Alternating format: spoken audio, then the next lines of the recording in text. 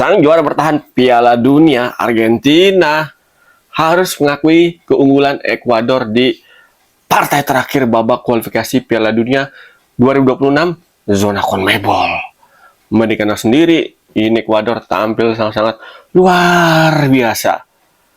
Menurut gue sih wajar Argentina kalah, karena apa? Yang pertama, ya Argentina masih dengan faktor ketergantungan sama Messi yang cukup besar. Terbukti tadi tanpa Messi, Argentina semuanya pertandingan sulit untuk mencari peluang yang sangat bagus di depan gawang Ekuador. Terbukti sepanjang pertandingan, statistik udah berbicara guys. Ekuador punya shoot on target yang cukup lumayan banyak ya di pertandingan tadi. Sementara Argentina di pertandingan tadi nggak punya satupun shoot on target sepanjang pertandingan. Ini menarik banget loh. Tim sekelas Argentina nggak punya shoot on target, sementara Ekuador punya 4 shoot on target di pertandingan tadi. Ball possession, iya sih Argentina unggul, tapi dari segi overall, permainan, kreasi peluang, dan peluang Mas Ekuador lebih unggul dibandingin Argentina. Nah, ini menjadi PR besar nih buat Lionel Scaloni untuk menemukan formula baru seandainya nanti di Piala Dunia 2026 Argentina main tanpa Messi ya. Seandainya Messi mutusin pensiun sebelum Piala Dunia dimulai nanti tahun depan, nah ini bisa menjadi bisa menjadi kabar buruk buat Argentina kalau nggak buru-buru diantisipasi. Makanya tadi tuh Scaloni coba mainin tuh Argentina main tanpa Lionel Messi.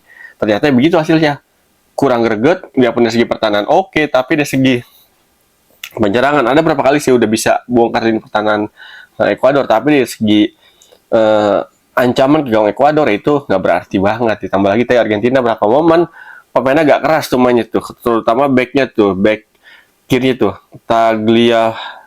Tagliafico tuh ya kan, beberapa kali kalau nggak salah dia juga tangannya dia bukan situ bikin main Ekuador berdarah tuh ya kan. Babak pertama injury time yang berujung penalti buat Ekuador dan menjadi salah satunya gol di pertandingan tadi berkat gol Valencia. Di babak kedua pun dia juga bikin ulah tuh, ngambil main Ekuador dan akhirnya kena kartu kuning. Ditambah lagi tadi Otamendi kena kartu merah di babak pertama. Ekuador nyusul juga pemainnya, Caicedo, pemain andalan di tengah, kena kartu merah juga. Aduh, emang kalau Amerika Latin ya, CONMEBOL emang terkenal keras nih gaya bermainnya.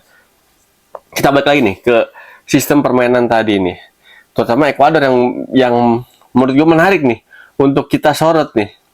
Mas banyak kita sorot aja tentang performa Ekuador di babak kualifikasi Piala Dunia 2026 zona CONMEBOL. Secara klasmen, Ekuador ada di bawah Argentina dengan selisih 9 poin dari 18 match. Tapi menariknya Ekuador dibanding 9 tim lainnya yang ada di zona CONMEBOL ini, Ekuador jadi satu-satunya tim yang jumlah kekalahannya paling sedikit. Bahkan Argentina pun masih lebih banyak jumlah kekalahannya dibanding Ekuador. Argentina dari 18 match kalahnya 4 pertandingan. Sementara Ekuador dari 18 match kalahnya cuma 2 pertandingan. Itu baru satu hal. Lain hal yang lebih luar biasa lagi bagi Ekuador adalah ini nih, menarik nih, jumlah kebobolan. Ekuador dari segi secara ofensivitas, dari segi cetak gol ke gawang lawan, nggak terlalu mencolok lah. Ibaratnya di 18 laga cuma bisa bikin 14 gol, tapi lini pertahanannya cuma kebobolan 5 kali dari 18 pertandingan. Bandingin sama Argentina yang notabene sebagai pemuncak klasmen dari 18 match, ini Argentina kemasukannya 10 gol, Ekuador 5 gol. 2 kali lipatnya dari Ekuador tuh, Argentina tuh kebobolannya. Berbanding sama mana lagi ya, tim lain jauh lebih besar lagi kan. Ini luar biasa banget menurut gue ya bagi tim sekelas Ekuador ya, yang bisa dibilang di Amerika Latin di zona CONMEBOL bukan kekuatan utama. Tapi di bawah asuhan pelatihnya saat ini, di bawah asuhan SBKCC. Jadi gitu, BKCC ini Ekuador, gue sangat tertarik untuk ngelihat sistem pertahanan dia nih. Dibilang main bertahan banget Catenaccio kayak Italia, enggak. Tapi ketika dia diserang ataupun ketika bertahan, ini luar biasa banget loh. Ketika di sepertiga akhir, ini udah pergerakan mainnya cair banget tuh. Ketika di sepertiga akhir dia bisa main dengan pola 4 main di tengah, 4 main di belakang. Ini sangat disiplin, sangat rapi. Apalagi ketika musuh main melebar menggunakan sisi shape, ini mainnya juga bergerak dengan sangat aktif. Udah gitu di area kotak penalti ataupun di dekat kotak penalti, ini Ekuador sangat cepat banget untuk mainkan zona marking dan man to man marking. Nah, ini nih menurut gua yang bikin Ekuador saat ini di babak kualifikasi Piala Dunia 2026 zona CONMEBOL jadi satu-satunya tim yang paling susah dibobol. Ya walaupun dari 18 match serinya 8 kali, kalahnya 2 kali, menangnya 8 kali, tapi Ekuador secara overall ini bisa menjadi kekuatan yang bakal bikin kejutan nih di Piala Dunia nanti nih, dari zona CONMEBOL maupun dari zona Amerika Latin. Menarik sih kita nantikan nih. Ya tim sekelas Argentina aja sulit loh. Dan mantapnya lagi Ekuador statistiknya nih dari 5 pertandingan terakhir ya. Iya 5 pertandingan terakhir ini nggak pernah kalah loh, seri 4 kali, menang sekali lawan Argentina, sementara Argentina kalah sekali, menang 3, serinya sekali. Ya menurut gue sih, biarpun Ekuador ada di peringkat 2, tapi ya dari segi penampilan, ini tim oke dan sangat-sangat potensial. Padahal kalau kita lihat dari segi pemain bertahannya nggak ada tuh pemain bertahan yang grade-nya emang grade atas banget nih untuk di kelas dunia ya. Sebutnya ada Pacho, ada Ordonez, terus ada Franco, ada Hincapié. Ya paling di tengahnya ada Caicedo, terus penyerangnya ada Valencia nih, Plata, ya kan. Angulo juga emang lagi oke juga, lagi berkembang permainannya nih Angulo ya kan. Tapi kalau kita dari segi permainannya, ini Ekuador nggak nandalin satu sosok pemain di lini pertahanan, tapi emang sistem pertahanannya udah oke dibangun sama pelatihnya nih, sama pelatihnya BKCC ya kan. Ini sangat luar biasa banget untuk memainkan lini pertahanan yang sangat kolektif, yang sangat disiplin, yang sangat solid, sehingga sulit ditemu sama lawan Ekuador di babak kualifikasi Piala Dunia kali ini. Ya kalau kita lihat tadi kan kelihatan Argentina kan udah terbukti nggak punya shoot on target satupun sepanjang pertandingan, biarpun berapa kali udah sempat nusuk area kotak penalti, tapi ya tendangannya masih melenceng dari gawang kiper Ekuador ya kan, yang dijaga sama Galíndez. Ya, Galíndez pun ya untuk tataran dunia ini bukan main top tier ya kan. Ini masih kelasnya masih zonanya sendiri lah ya, zona CONMEBOL kelasnya nih. Untuk kualitasnya ya, untuk kualitasnya Galíndez ini kan. Tapi secara tim ya Ekuador ini udah ya menurut gue sih bisa jadi nanti di Piala Dunia Ekuador bisa melaju sampai dengan melangkah sejauh mungkin nih. Prediksi gue Ekuador nggak ada kemungkinan bisa lolos dari 16 besar nanti di Piala Dunia. Kalau cara main bertanya terkonsisten kayak gini ya, ini kelihatan banget.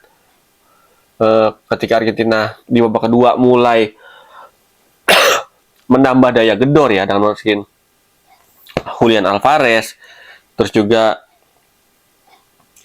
masukin main Real Madrid tuh Mastan Tuono, terus juga Lo Celso. Ini Argentina coba naikin intensitas serangan tuh di atas menit 60, tapi lagi-lagi ketika biarpun Argentina naikin intensitas serangan, tapi ya pertahanan Ekuador udah terlanjur, emang udah solid, udah ajak banget nih gaya bertahannya, bisa bilang perpaduan kayak ya Italia sama Belanda lah ya gaya bertahannya tuh Ekuador ya kan. Italianya kokoh dalam bertahan, sisi Belandanya transisinya tuh build up dari belakang ke tengah ke depan, ini ya ada aura-aura total footballnya juga, karena apa ya, akurasi umpannya terjaga banget sepanjang laga, biarpun nggak apa namanya tuh nggak di atas 90% akurasi umpannya, tapi dari segi build up itu kalau kita lihat ya Ekuador ini juga luar biasa banget loh, apa namanya itu untuk akurasi operannya tuh 85% berbanding 89% punya Argentina. Kalau kita lihat aja juga main Ekuador sangat santai, sangat pede untuk meladeni pemain tengah Argentina tuh, megang bola, distribusin bola, dan yang paling penting tadi sabar banget Ekuador. Di babak kedua lagi tuh menjelang akhir pertandingan dapat momen berapa kali buat counter attack, tapi lebih milih untuk mendelay bola tuh, nggak langsung ngirim bola langsung ke seperti akhir pertandingan Argentina. Dan main Argentina pun ya Lautaro Martinez tadi ya bisa bilang mati angin lah ya, karena kesulitan untuk mencari celah di lini pertahanan Ekuador yang digalang tadi sama Pacho dan kawan-kawan tuh sangat luar biasa banget ya kan. Sekelas Lautaro Martinez saja kebingungan tadi tuh untuk membongkar untuk mencari celah di area kotak penalti Ekuador. McAllister pun ya bisa bilang tadi nggak bisa berbuat banyak tanpa Messi. McAllister pun ya sulit juga untuk mengirimkan umpan-umpan terupas ataupun bola-bola umpan kunci ke kotak penalti ya, karena kesulitan Ketika masuk kotak penalti, walaupun Argentina ada main 2-3 main dalam kotak penalti, tapi main Ekuador udah siap semua tuh di situ tuh. Udah main zona marking, ditambah lagi cepat banget tuh. Dari zona marking ke main to main marking juga oke banget, disiplin banget. Ya itu bikin kesulitan lawan Ekuador termasuk Argentina di pertandingan tadi. Itu pendapat gua.